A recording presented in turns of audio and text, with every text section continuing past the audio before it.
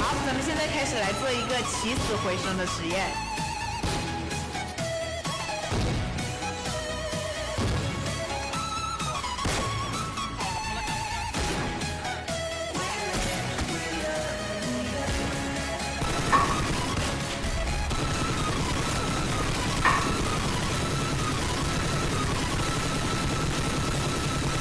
活了。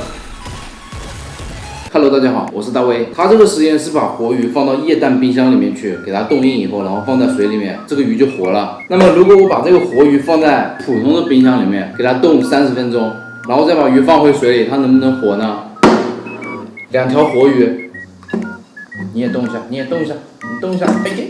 那我们先把这2条鱼给它放到冰箱里面去，一条冻30分钟，一条冻1个小时。然后取出来看一下是不是真的也会活。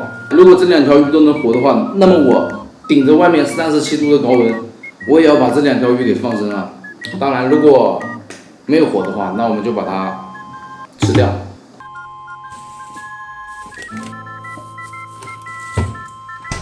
零下18度，现在是12点58，现在1点半了。这条鱼还活着。这条鱼还活着，看一下放在水里一段时间会不会跟之前一样生龙活虎。看样子这一条鱼我今天得放生。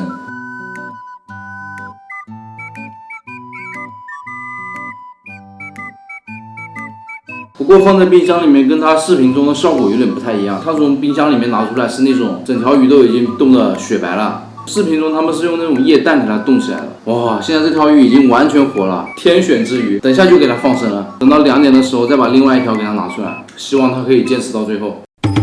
现在是2点01，超时了1分钟。这条鱼拿出来以后，身体已经有点硬了，不知道还能不能活。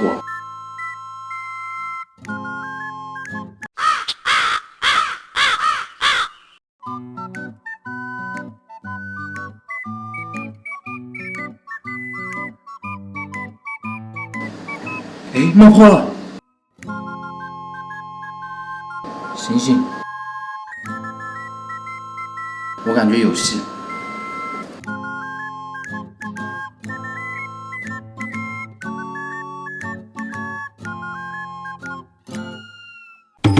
活了，活了，活了！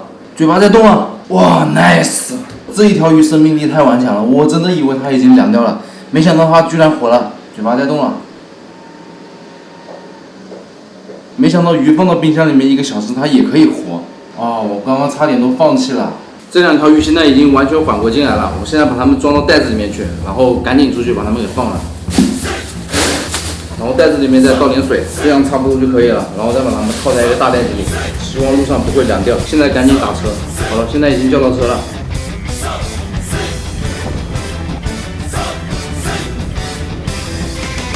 刚刚上车的时候还是天晴的，现在突然就下雨了。好了，我现在到河边了，赶紧把它们放了。没死。哎，走了，走了，走了，走了。垃圾记得扔。